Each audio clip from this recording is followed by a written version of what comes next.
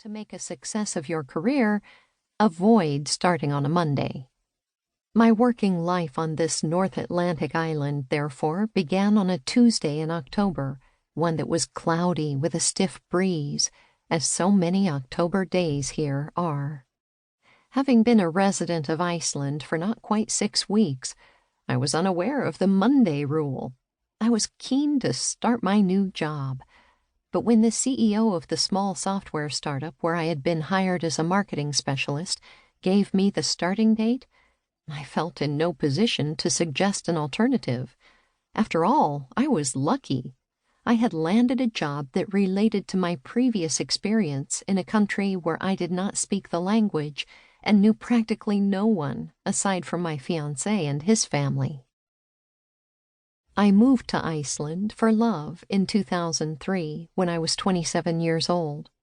Before I met my future husband, Guðni Jóhannesson, in the autumn of 1998, my entire knowledge of the country consisted of being able to recognize its flag and its location on the map and identify its capital city as Reykjavik, thanks to hours playing Where in the World is Carmen Sandiego on a Commodore 64 in the 1980s.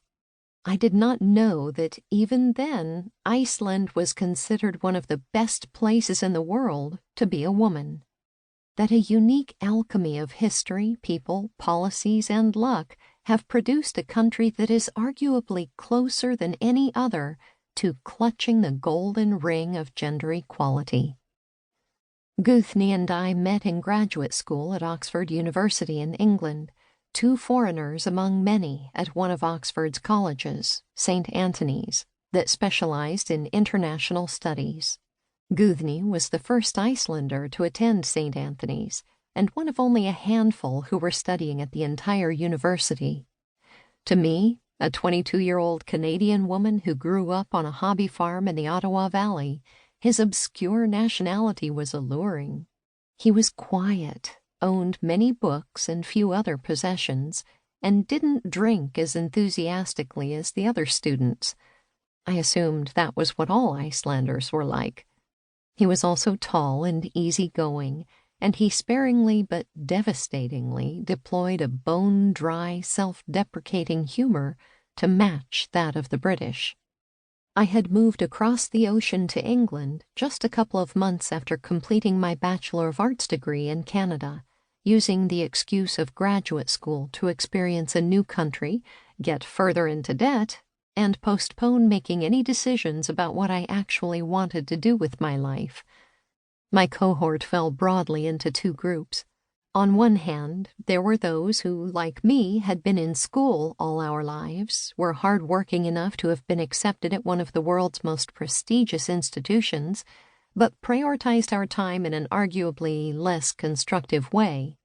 I never missed a pub or poker night and didn't bother to hear then Czech President Václav Havel deliver a sought-after keynote talk because I knew I would not be tested on it. On the other hand, some students had more maturity.